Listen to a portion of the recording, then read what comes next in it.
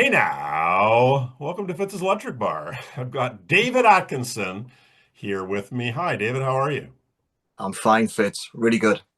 I'm so pleased you could join. I mentioned to people that one of the fun things about doing this is I get to bring on people whose channel I've been enjoying often for years, and you're definitely one of those channels. And so thank you for taking the time, and we'll go through the question set, shall we? Yeah, well, thanks for asking me. It's nice to be here. Well, that's awesome. When did you start your channel, David? Well, it goes back several years. So I used to be a management consultant and business trainer, and I went through the phase of decided not to write a book, but did lots of blogging.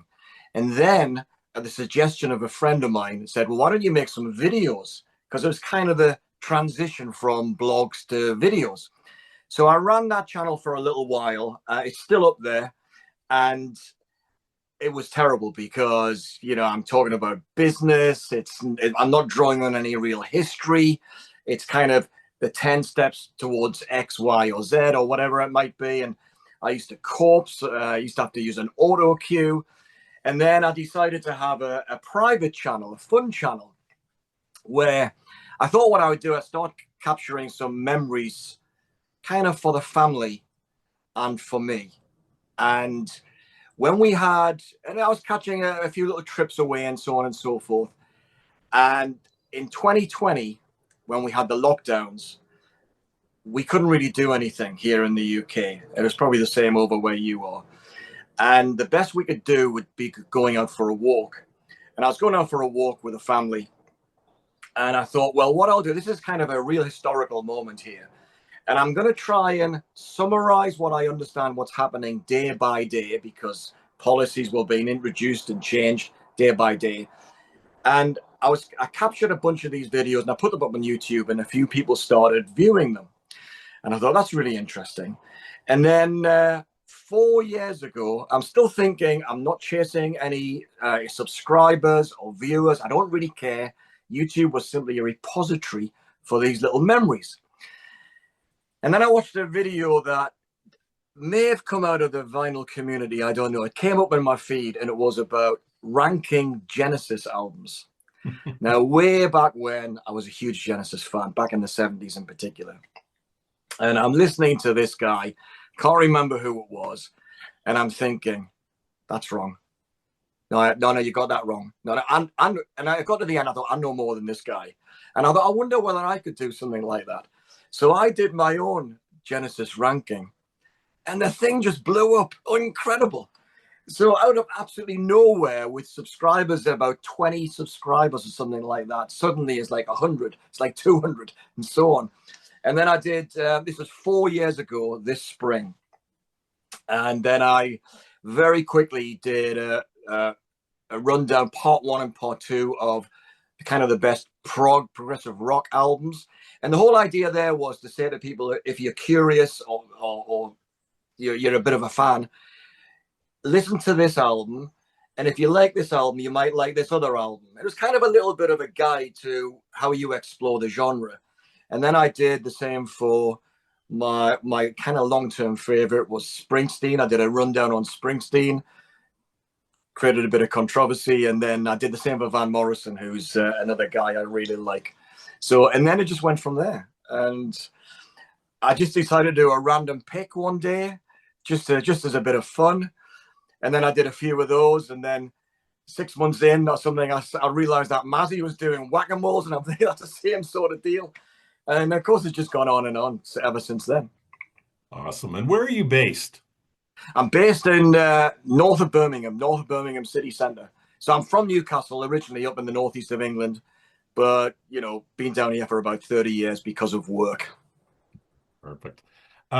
What's your experience been like in the VC? Maybe something that surprised you about it, or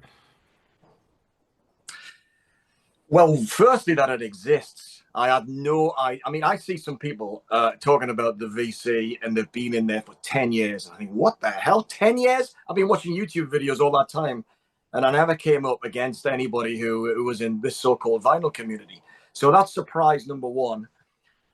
Surprise number two is on the few occasions so far where I've got to meet people, I found that it's like what you see is what you get. It's really, really nice to meet people. And in fact, we recently went to Den Bosch Record Fair in Holland, and me, Gab Axman Spins, Rob Walker, and John the 6-inch pianist, and we saw one or two other people out there as well.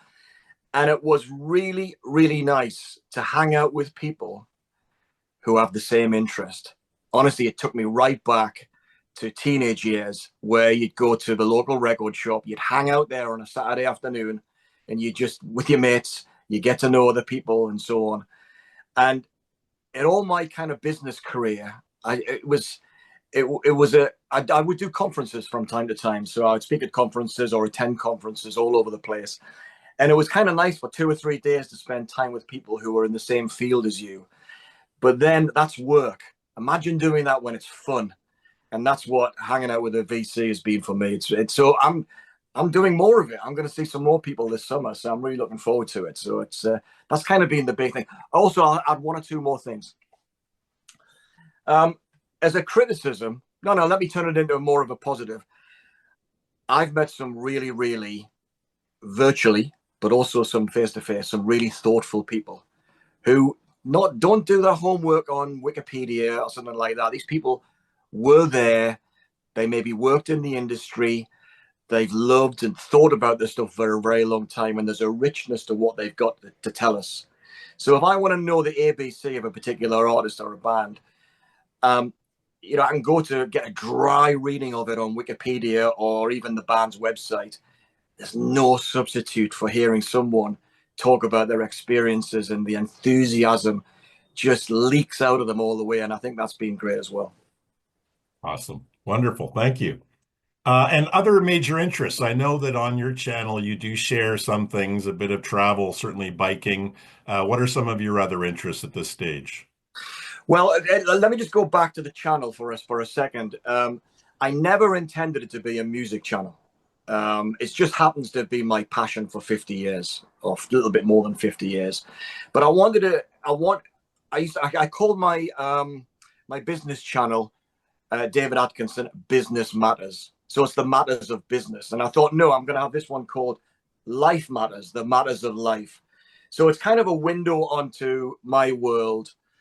And so that includes things like travel, things like cycling, things like current affairs. You're treading a fine line when you get into stuff like that. But I want it to be and I think they used the word before, like a repository for kind of where I was, what I was wrestling with, what were my interests. And so I've kind of endeavored to try and keep it more broad than just music. It's just that music tends to dominate it.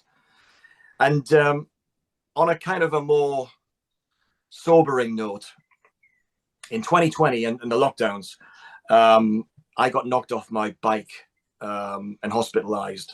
And that messed me up big style. I was off the bike for several months and so on and so forth. And I had a brain injury, or 2 brain injuries, 2 bleeds on the brain as part of that being mashed up. And the prognosis was that I have a slightly raised risk of dementia in the next 10 years. Slightly raised. That's like from 1% to 1.5% or 2%. So it's not like catastrophic. But I thought, my God, wouldn't it be nice to have like a repository of videos where I can kind of capture memories, record stuff for my family or for me to look back on in the future. So it's kind of had that sobering aspect to it as well. Awesome. Before we get into the 10 questions, one of the things I joke about is that when I see myself on video, I kind of go, Jesus, that's not what I think I look like. I'm looking old. But the only thing that helps me get through that is the recognition that probably in 5 or 10 years, when I watch what we're doing now, I'm going to say, I looked pretty young back then. Absolutely. The other thing as well, you'll say something, you'll do a video and you'll talk about a subject, and maybe it's one of these walk and talk videos I do on current affairs, because I kind of I'm interested in politics and all that sort of stuff. And just like everybody, things I kind of agree with, things I disagree with. And when the circumstances kind of there's so much noise. after several weeks and months, sometimes I've just got to try. I say to myself, man, I got to make sense of this.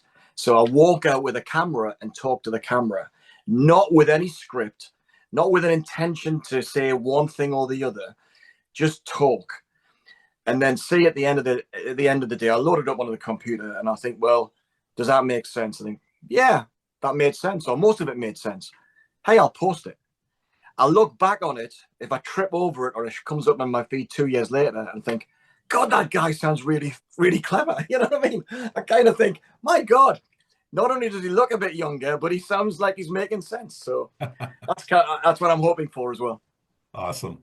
Okay, let's jump into the 10 questions. Okie dokie. So, what record in particular are you listening to a lot these days? Your kind of front of the pile record. Oh my God. Um, which is the one I'm listening to a lot. I'm probably listening to this album, and it's not representative of the collection necessarily, but this is an album by Tangerine Dream, and this is the Franz Kafka's The Castle. So it's kind of something like a tone poem, if you like, of based on this, inspired by the novelist Franz Kafka. And I saw Tangerine Dream just a couple of weeks ago, and I was working up to that gig, and I started to explore my collection of their records. And there's something about this room that kind of begets this kind of music because it's a quiet space at the top of the house. I'm normally here in the evening, so you can imagine the winter months, it's all dark, and it doesn't make for listening to punk music because it's you don't move around in this room. You sit in the sweet spot and let the music envelop you. And so I kind of that's Tangerine Dream has kind of been my recent kind of main listening experience. But prior to this gig and a couple of weeks beforehand, I haven't been playing Tangerine Dream for months. So it's the way it is. Well, again, a snapshot in time. You've seen a lot of concerts. Tell me about a favorite concert experience you've had. Um, Probably, so many, so many. I mean, my favorite gig of all time, I'll quickly run the tour through the top three or four.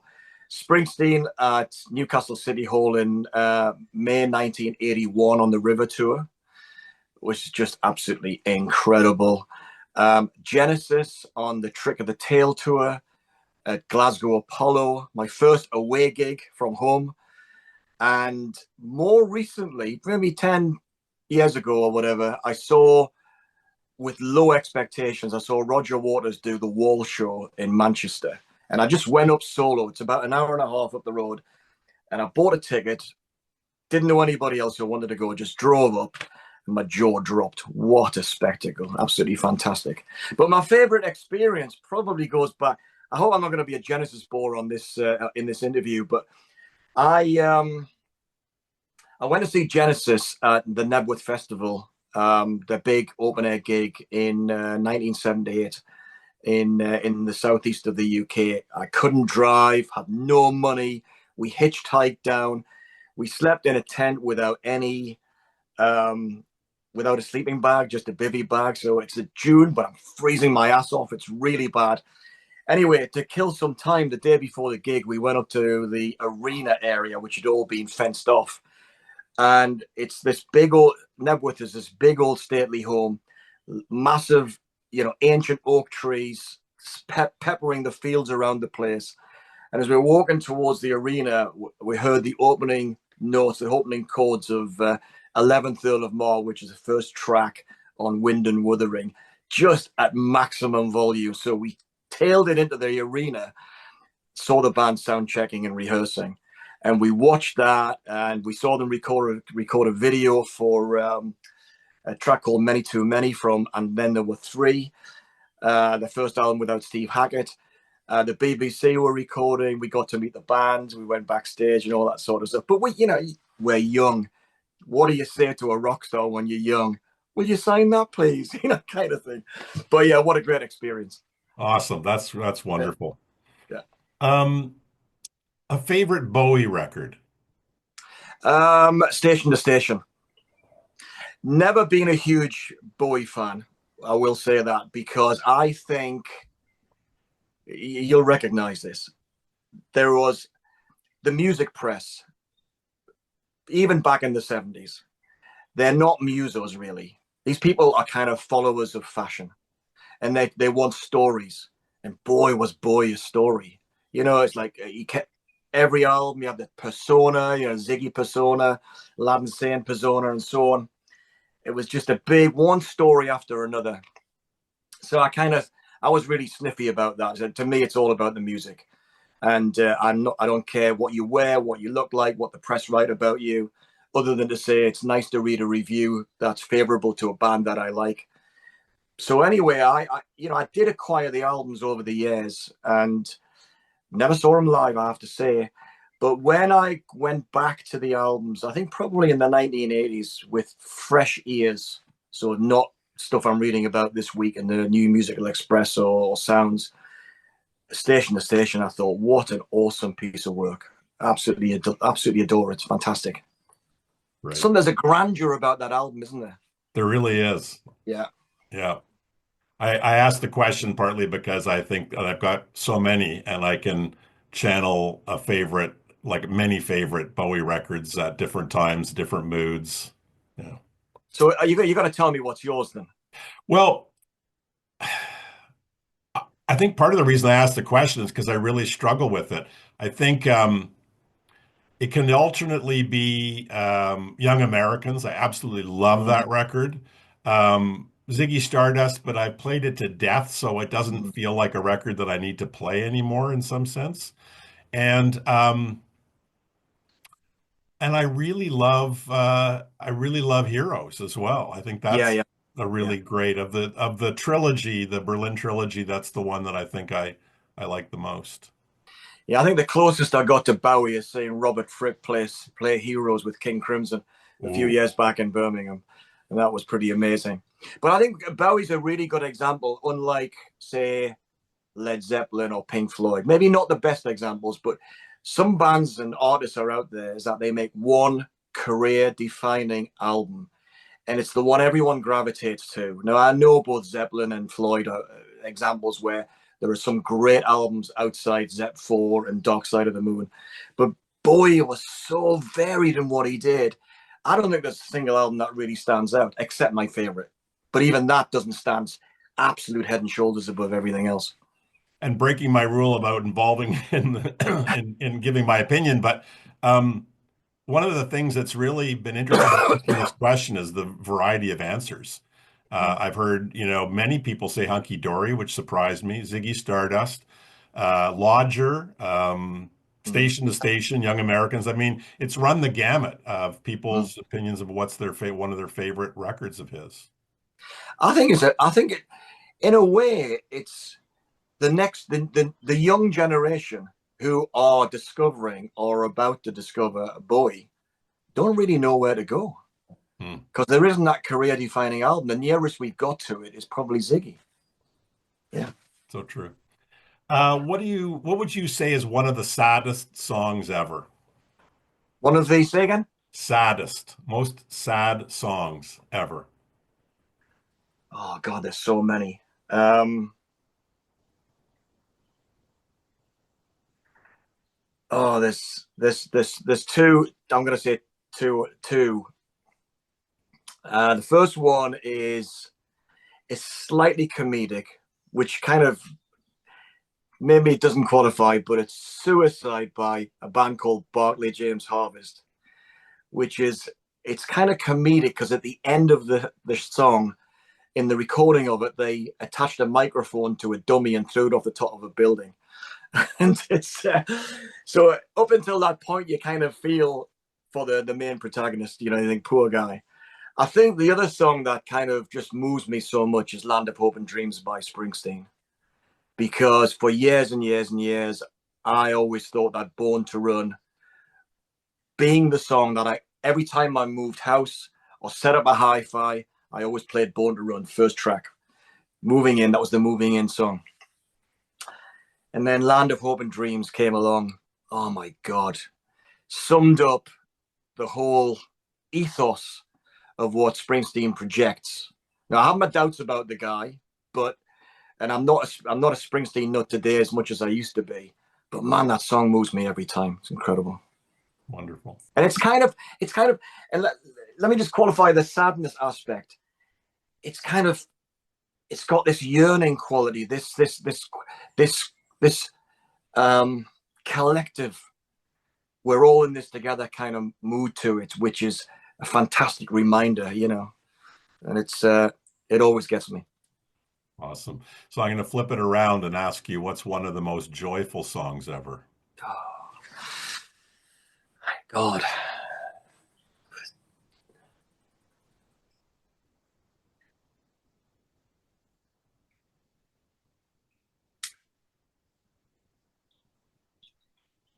Born to Run by Frankie Goes to Hollywood.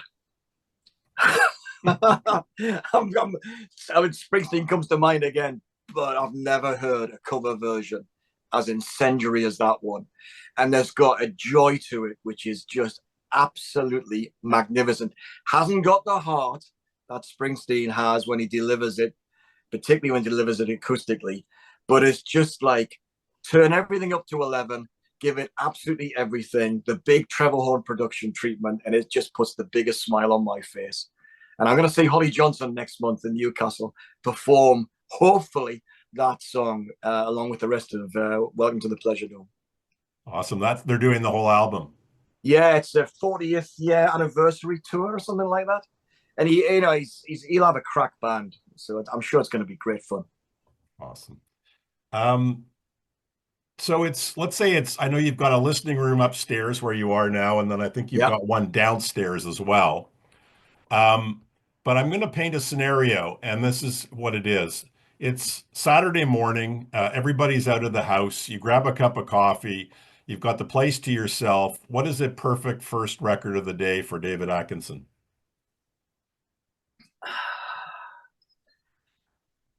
Yeah, it depends on my mood. It depends on my mood. If I feel very active, it'll be some rock and roll record. But if I'm more contemplative and it's, you know, literally the house is empty and I can turn it up loud, then I'm probably going to play something more of a classical music of classical music nature. And if you want, I'll show you the album that really is pretty much the most exciting one, because I thought I got to show a record or two if this sort Please of do. question comes. Yep.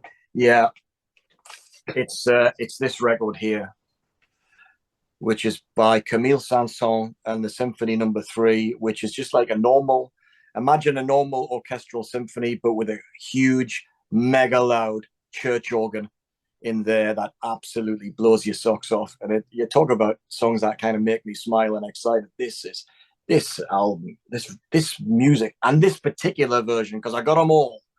I've got them all. I've got loads of them. This is absolutely fantastic. So, yeah, that's when I turn the hi-fi up loud, and because I know that I can't play this loud in the house except here. Great. Because this is a soundproof room. Is it soundproof? Close to it? Yeah, it was, because when we moved in here, it was kind of already converted, but there was a door at the top and it was an open staircase. So when we flipped the door to the bottom of the stairs, packed the place out with soundproofing and all that sort of stuff. So even late-ish at night here, I can turn it up real loud and not disturb anybody. Wow, you're a lucky man. Yeah. Well, if we ever move again, I've just said to Jill, my other half, I said, there's only one requirement, is that I have a big music room. And that's it. Yeah. Anything else you can sort out. I'm not bothered. I know those kinds of trade-offs. What's for you, one of the most underrated bands or artists ever?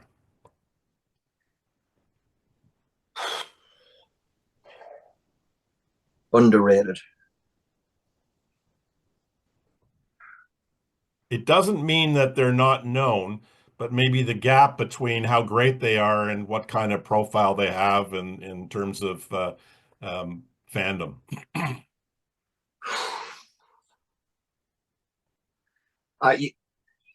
My musical tastes goes right across the board in terms of genre. So I'm immediately thinking of lots of different artists and lots of different bands, and there's and some of them are underrated within their own narrow genre.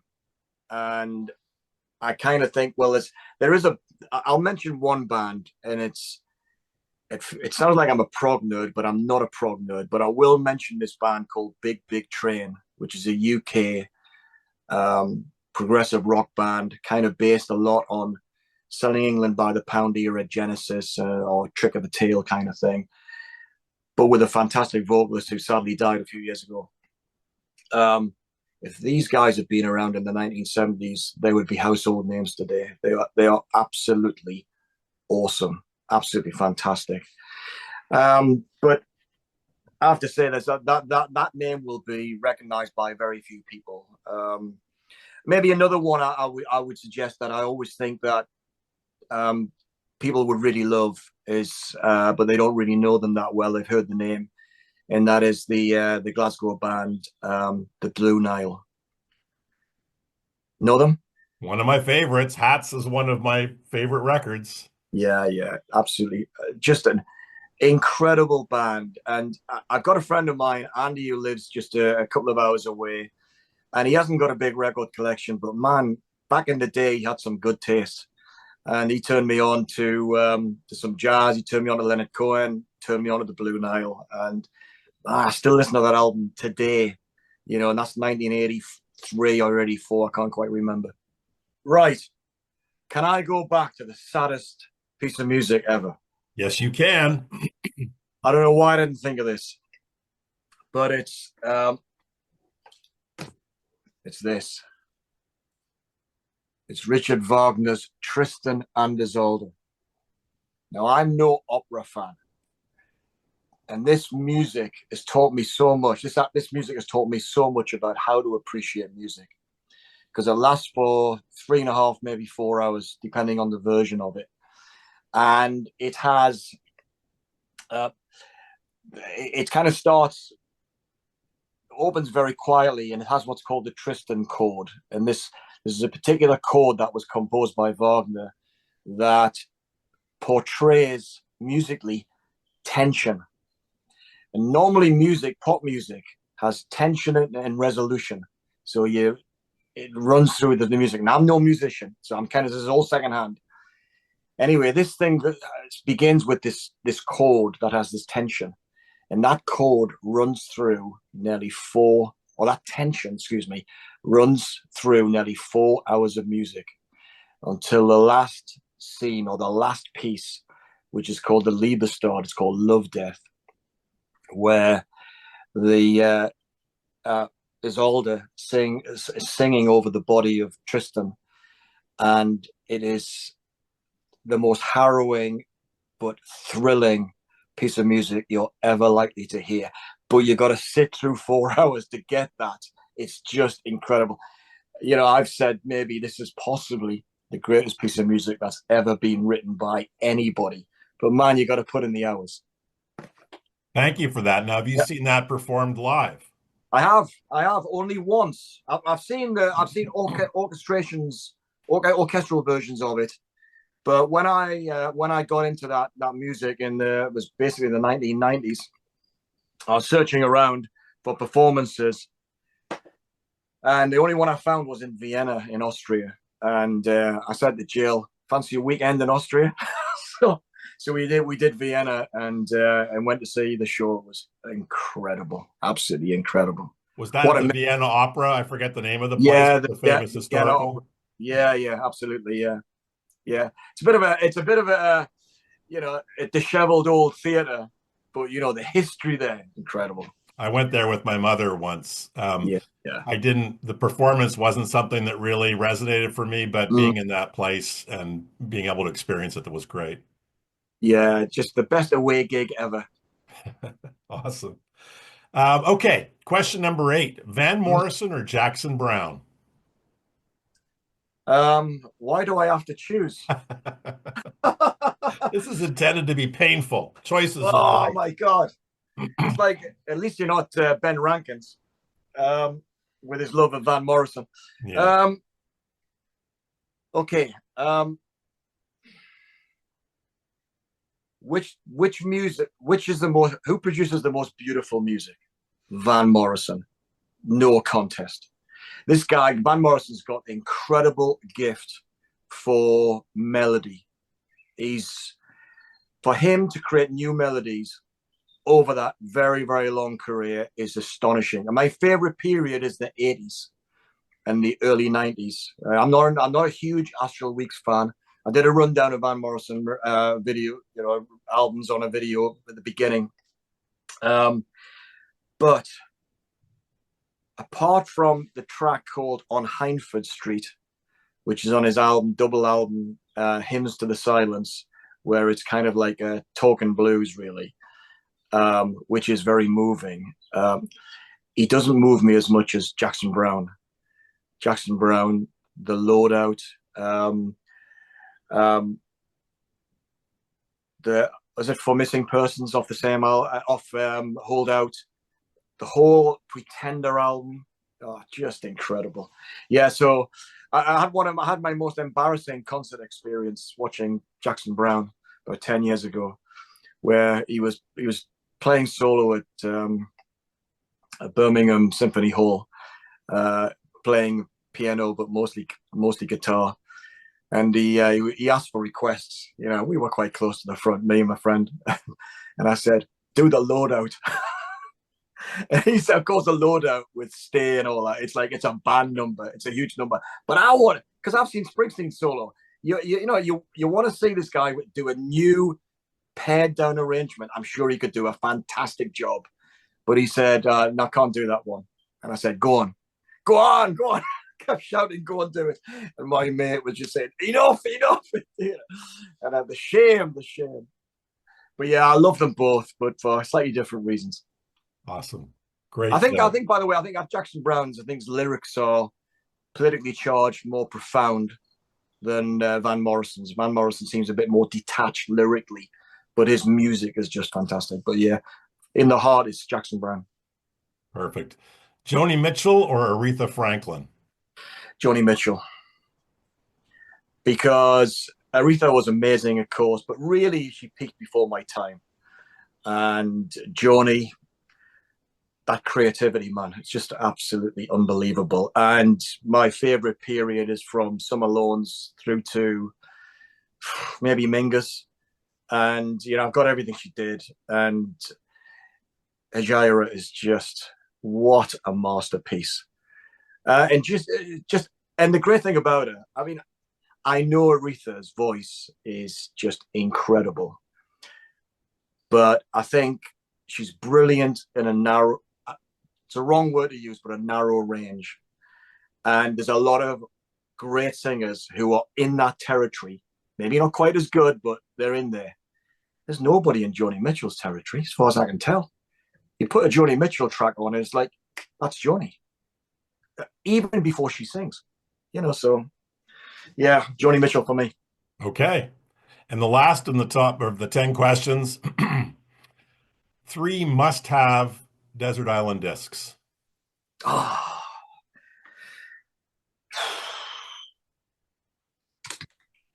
Right. Well, I'm definitely going to go. Well, no, I'm not. I'm not. I'm going to put that one up again, but I'm going to go The Ring of the Nibelung by Richard Wagner, which is a 14-album box set, 4 operas or musical theater kind of thing. That's just incredible, absolutely incredible. Maybe it's just okay. I know. I'm going to show this album, and I'm going to tell you the third. You did say 3, didn't you? I did. Yeah. Selling England by the Pound.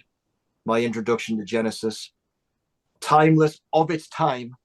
If you're not into this stuff, it's not going to mean anything. But if you're interested in this genre of music, my goodness, they kind of smoothed out all of those kind of clunky transitions that were evident in the earlier albums, and this just flows beautifully. The track Firth the Fifth is incredible, and Darkness on the Edge of Town by the man. Yeah. Awesome. Great choices. Thank you, David. Okay, we're going to move on to the 5+ questions. All right. So, I have the power to be able to drop you into a music scene from the past, and I'm going to give you a few possible examples to draw from, but you may have your own that you would Hmm. choose. Okay, so one might be the Laurel Canyon scene. So again, kind of you could CSN, Joni Mitchell, Neil Young, all that Yeah. kind of stuff. New Hmm. York City CBGB scene, Ramones, Television, Talking Heads, Patti Smith, etc. Manchester, so post-punk, you could go right from Factory Records and the Hacienda all the way to Manchester and the Happy Mondays and Stone Roses and even Oasis. Yeah. Hamburg, 60 to 62. Obviously, the Hmm. Beatles scene there. Yeah. Um, UK birth of punk. You might have even been adjacent to this, possibly. So Clash, Sex Pistols, The Damned, et cetera, et cetera. Or fill in the blank. What would be the area you'd most want to experience fully? Um, okay. I probably, when I was there in the punk scene, saw the Clash, saw the Ruts, saw loads of other bands. I didn't see the Pistols. Not many people did. More people say they did than they did. So I was there. Manchester, it's kind of there, a little bit older. Rains too much in Manchester. CBGBs, well, yeah. I mean, love Patti Smith, Blondie, the Ramones, great. But I'd probably go Laurel Canyon, given those choices. But I'm going to betray my fading love for Bruce Springsteen and say I would love to have been around um, in the early 80s where he was transitioning from the river to Nebraska. And we're starting to get Southside Johnny in the um, same area in Jersey, and Little Steven broken away from the band, and I just think I would have been. That was back in the day when I would have thought Springsteen could have told me a lot about relating to people, conveying emotion in the song, and compassion in the song. And I think, but they also knew how to party, and I think it would have been a really great scene to hang out in. Awesome. Great Mm. choice. Um, what artist, singer-songwriter, let's say, do you think has had one of the most interesting evolutions or career arcs?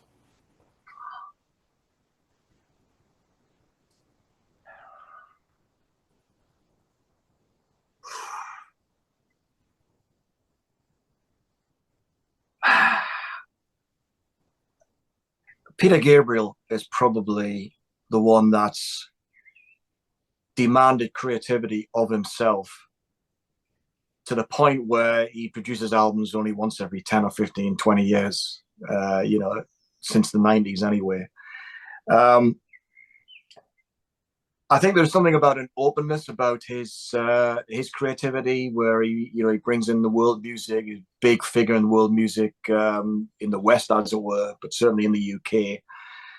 Um, but I loved what he did 10, 15 years ago, where he covered other people's songs and covered some of his own using orchestra, and not one of these horrible examples of somebody playing their rock hits with a drum kit with a bit of orchestration, embellishment. This guy completely rearranged these tunes to the point that they were really distinctive. And I thought that was, I mean, it's not a brave move because the guy's obviously a millionaire, but creatively, it was a really interesting move. And when I look back on the arc of his career, the first gig I ever saw was him with Genesis doing Lamb Lies Down on Broadway, first gig from anybody. And when I look back over all that period, I just think he's one of these artists who um, doesn't just demand loyalty from his fans. I think he steps up. I think he creates something that's interesting for his fans. So it's easy to kind of keep in touch with his music because it's interesting. I love your choice. I would weigh in that one of my favorite movie soundtracks, and I love movie soundtracks, is Passion, The Temptation of Christ. Yeah, That is fabulous. incredible, absolutely incredible, and a real. That's one of the things that he's great, and I love artists like that who open the door to a different genre. So I'm searching. You know, I got passion sources as well. So the Yes, original inspiration, me too. and you just want to. I mean, of course, the choice of music is overwhelming, isn't it, for all of us? And to go into that kind of Middle Eastern, North African kind of sound that he was using. There's so much music that I will never hear, but I just wish, in a way, I wish he was like holding my hand and say, "Look, go here, go there," you know, baby steps, because I think there's some fantastic stuff that's worth hearing there. Well, you were talking about some of your videos that you did early days. If you like this, you might like that. So the Yeah, helping to navigate people towards things that might be of interest based on their interests and their taste in yeah, music. yeah. And I just suddenly occurred to me that probably that Middle Eastern music that was part of the passion sources as well as his soundtrack Mm. probably laid the groundwork for me to start to enjoy bands like Tinari Wen and kind of Yeah, African yeah. influenced music, right? That I might not have had the ears for if it hadn't been for him. I've explored some of that as well, and I find it difficult because it's not in the Western tradition. So I've got to psychologically transplant myself into there where I'm open to that sort of music, and I find it hard to listen to that sort of music one album after another. And I bought an album in Den Bosch by this guy who plays the oud, I think it is. Hmm. And, it's Not apparently Anwar Braham, is it? yes, I think it is. Oh, I And, love him. and it's really interesting, but man, it's so different Hmm. from anything else that I'm kind of listening to. And I'm listening to classical soundtracks, punk, you know, classic rock and all that. But it is so different. I'm kind of thinking it doesn't suck me into listening to more music, searching more, and I need somebody to hold my hand into that different genre. That's what we're all here for in the VC, Yeah, yeah, right? yeah. I think that's one of the most interesting. One of the things that's interesting about the VC as well, isn't it? Is that when I think about what I did on the prog best prog albums, that I deliberately try to guide people. If you like this, you will probably like this album, and this is where you would then go next. And that's kind of on my radar for my next project. Really, is to do much more of that rather than just a show and tell. To say, you know, you might be really familiar with this album, but on this artist, but if you like this and you haven't gone further in that direction, check this guy or this gal out. You know, so I think that's kind of where I might be going next with the channel. I like that. I've done segments of that. If you like this, you might like that. So getting some artists that people probably know, and then one more obscure artist that I feel Mm, there's a through line in terms of the tone or the mood or the music that they're producing. yeah, yeah. Yeah. Awesome. Okay. So, one of the big promoters here in North America, we'd have Live Nation or we'd have Golden Voice. They've approached you as a very important influencer and they want to put a music festival together. And it's going to be sort of David Atkinson Palooza. And you're given an unlimited budget and you're able to put together a full day of concerts from different bands. Who would be on that lineup? Living or dead. Oh, you could go dead. Oh my god. Just to make it harder. Oh man, that is so hard. That's an impossible question. Um, Do your best. oh, damn it. Um, if I'd want to go for musical enjoyment, um, I would end up picking bands that have done the most interesting music for me. That's bands and artists that have sustained my interest over many years. So I would have Van Morrison there, even though he's a very, very shaky live performer. If anybody who's seen him, it's a bit hit and miss. You don't know what Van you're going to get. I'd probably Dylan the same with the same proviso. I'd certainly pick Probably not Gabriel era Genesis. I'd pick the post Gabriel Genesis, who did Trick and Wind and Wuthering. I'd obviously have Bruce. I wouldn't have him headlining though. I'd get him to do a truncated set and no greatest hits. So he's got to go deep cuts only to make it interesting. That's why I'm not seeing him on this latest tour, because it's greatest hits like it was last year. But yeah, I mean, maybe I should have. This is a question you should have sent me beforehand, because I really could put a bill on for you. But I think I'll leave it at that. I mean, I'd probably have Jackson Browne as well, given that we've talked about Jackson. But you know, if I wanted to sell the most tickets, I'd have Pink Floyd, I'd have the Beatles and so on, or one other. I would definitely have Prince. But I would say to Prince, full songs only. So I don't know when he goes live and he does a verse of one song and he flips to something else that does my head in. So fantastic, unbelievable artist. I'd probably have him headlining, but he'd have to play a full songs only. You're a very demanding promoter. I have a Oh, little quick. by the way, there's not many tickets sold. There's only tickets for me and a handful of mates. Oh, yeah. My hell is other people. So I want to be sitting there in the sweet spot.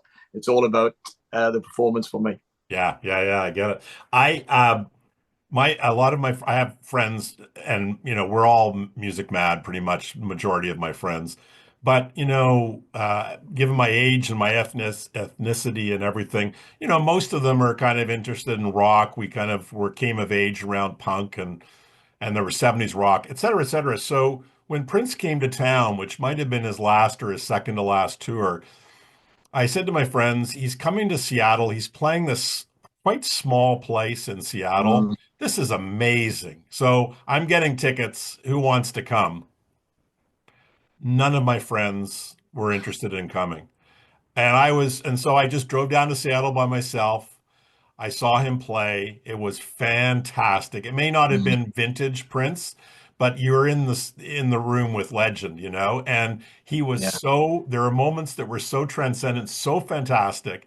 And I drove back and I just thought, what kind of friends do I have? How can I not appreciate to go see Prince? And of course, not long after that, he passed away. And that's the carpe diem thing, is to go when you have Mm. the chance. Mm.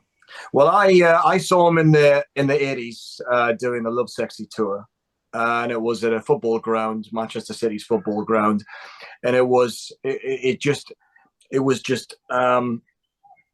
I wouldn't say it was transcendent, because he just did what he always ended up doing, where he played snippets of songs, and it was just like this big dance party for two and a half hours or whatever it was.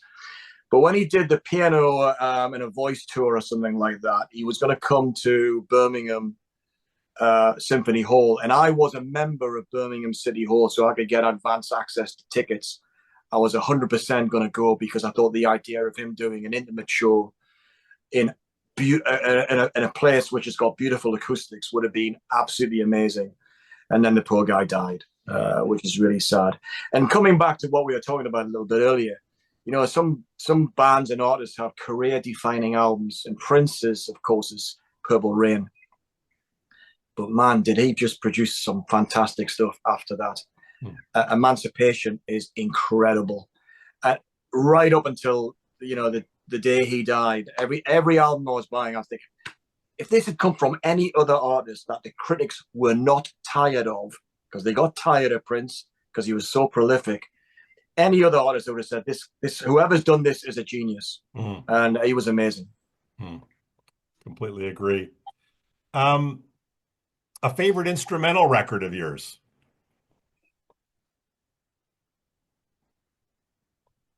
I'm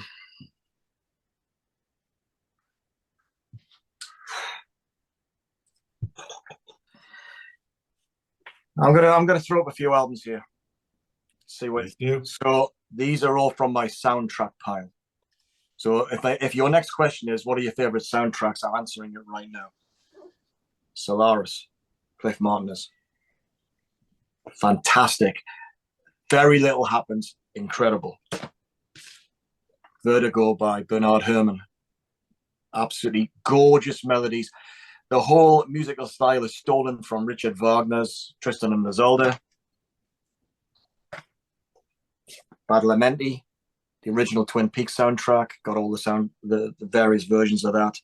And Zimmer I quite like, and I think this is a great one as well. But my favorite, probably my favorite instrumental album from kind of the rock years is Mike Oldfield's third album, Ommadawn, because I think that it brings in a lot of kind of Irish, Scottish music and also African rhythms with blistering electric guitar. And you used the word a little bit earlier, transcendent. And that's kind of what I'm always looking for in music. You know, like when you think of Springsteen, Born to Run, the last verse after that middle section, it kind of goes up an octave, and the music, it's deliberately designed to excite, and the hairs on your arm or the back of your neck go up. And Ommadawn is a beautiful example of that one, where you think that guitar cannot go any higher, and then it does. And I think, oh my God, unbelievable. So yeah, 1975, still played today. That's great. Wonderful. Tell us about a great rock biography and a great music documentary. Okay, the biography that I'm not a great reader of biographies, because I used to buy all the magazines and used to buy the weeklies back in the 70s and the 80s and even the 90s. So I kind of get a little bit bored with the biographies. Two come to mind. Is it Victor Bockris' biography about Lou Reed, where he's really scathing about Lou Reed? I think that was really interesting, because I think Lou Reed's a really interesting character and a true poet. And I didn't realize that until I bought a book of his lyrics. I thought this guy, was all perfect day, Walk on the Wild Side and Velvet Underground. And when you read his lyrics, of course, New York is a favorite album of mine. And his lyrics this guy was a true poet. But the one that I loved the way he put it together was Dylan's Chronicles. The way that it didn't start at the beginning. I grew up in wherever, Duluth or whatever it was. It just leapt straight in, I thought. And I think he's got another volume coming out, I think, which is, I think it had a release date at 2030 or something ridiculous like that. So those are two biographies that I really remember. Videos. I'll tell you who I've forgotten what it's called now, but it's the Nick Cave kind of documentary about the making a skeleton tree. Someone's going to Once remind. More with Feeling, I think. Yeah, I think What's Wrong with Feeling. What a fantastic, because I love the sound and the whole soundscape that Warren Ellis creates around Nick Cave's music, because it didn't really matter. I mean, that's the sweet spot for me, Push the Sky Away and all that sort of stuff. And when I think of, because that was written in the aftermath of the death of his son, wasn't it? And there was kind of depictions and descriptions of the grieving process that him and his wife were going through and all that business. But that's not why it was compelling to me. What was compelling was just the creativity and the visuals in the studio, or where they were recording the tunes, and they had that great camera thing that was going around as they were playing. And I just thought, when I listen to music in this room here, especially when the lights are out, I'm kind of thinking, I'm trying to trick my brain into thinking I'm in the space where the artist is playing. And that particular video, that documentary, kind of transported me into that studio. I'd be standing on the side next to the cameraman, just taking it all in. It would have been amazing. Thank you for sharing that. That's been on my to-do or to watch list, and I have yet to watch it, so I'll have to put that higher on my list. It's great. Really good. Awesome. You've got a lot of video, or you do videos often of record shopping, and in particular, as you know, certain types of videos, ranking videos like you experienced with your Genesis one, they Mm. seem to get a lot of attention and a lot of views. There was one that you did, which was record shopping in Newcastle, that had, like, last I checked, 11,000 views, which is pretty impressive. What was it, do you think, about that video that maybe drew so many viewers? Well, that's small fry. Really, I think the prog ones and the Genesis one, they've all got like well over 100,000 views, Oh, I didn't know that. which is absolutely incredible. 4 years, but it's just incredible. The I like I do these walk and talk videos occasionally. I mentioned about current affairs and things like that, and I kind of get things off my chest, and it's almost like journal writing. It's cathartic. You kind of write down and you compartmentalize your form. You kind of organize your thoughts, and then you move on. And it's that feeling of catharsis of doing it. And so I do these walk and talk videos for the same reason. And when I did the Newcastle one, I was up there because it's my hometown, and I had no intention of making a video. I just started walking, and I just started talking at the camera. And I originally started talking about the bridges over the River Tyne, and I didn't really talk about music until I got to the record shop. And I think, why would people find that interesting? Well, I suspect nobody's watched it more than once, apart from me, perhaps. So it's not exactly something that repays repeated listening or watching. But I think there's something about videos like that which are it's more than just show and tell of the music. And when I think about other people that I like, who do these kind of travelogue things, Mazzy does them occasionally and everything. And I really like that. What I really like when I think about the vinyl community, and forgive me if I'm repeating myself, I like people's personality and enthusiasm to come out, really.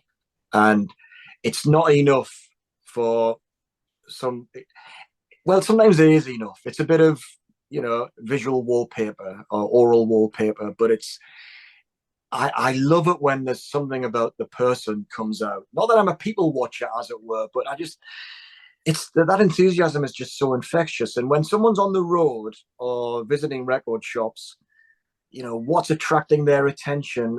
They make choices in putting stuff in the video and leaving stuff out, and it's a version of storytelling in it, isn't it? That's that. Distill it down to its essence, it's storytelling.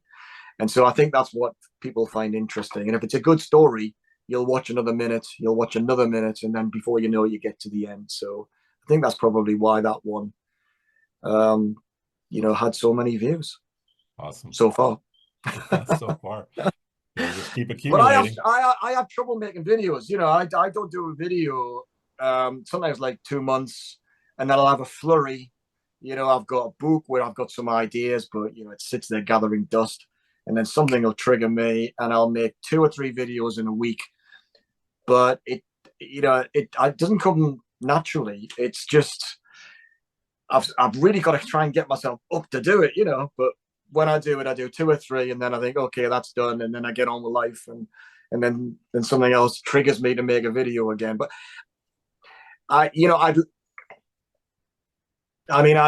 mentioned Mazzy before, and I mentioned him again for a different reason. He produces videos almost every day, which I know he's not everybody's cup of tea, but you've got to respect his kind of resilience, persistence, and that desire to share. Sure, he likes the sound of his own voice. We all do. I mean, that's why we do this sort of stuff. But he does it well. And even though that he always squeezes a Beatles reference into every video he's involved in, which kind of always makes me laugh. It's like Beatles bingo when you're watching Mazzy. Mm. I still respect that he genuinely loves music. And I think people who do those sort of kind of storytelling things are the ones that I keep going back to. Awesome. Great. Last question for you, David. Mm. What's the meaning of life? um,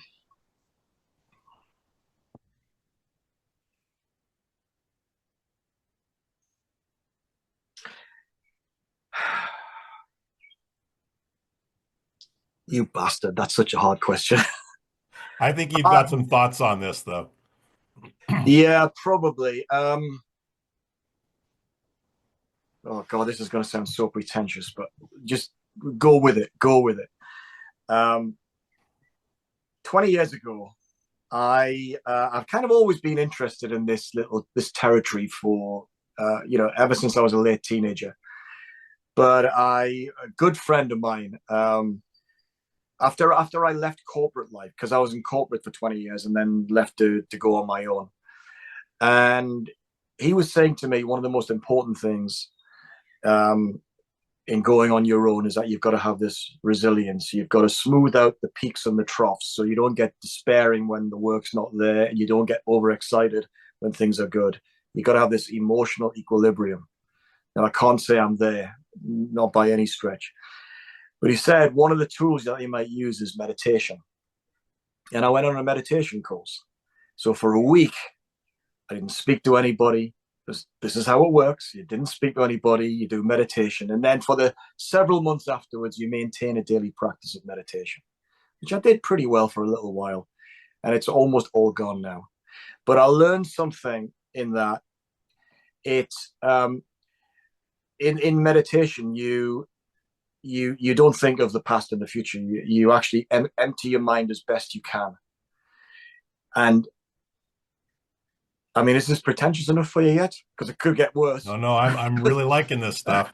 So when I listen to music, it's this feeling of transcendence. I want to listen to music in a way that has no baggage. I'm not reading. I'm not thinking about. I'm not reading the sleeve notes. It's not about what I'm doing tomorrow. It's I want to experience. I want to, as best I can, as a normal human being, not some meditation, guru or whatever like that. I'm a million miles from that sort of level. I want to be able to listen to the music in the moment, and that's when you get that inkling of what a transcendent experience might be. And man, if you could transfer that into your normal day-to-day living, that's got to be it. Because it's like, dare I say it, it's like orgasm level transcendence ongoing, So that's kind of the best answer I can come up with. Perfect. Thank you. Appreciate that. So I'm going to say goodbye to you now. I'll stop the recording and then we'll just kind of wrap up. Sure. Thank you, David. Okay.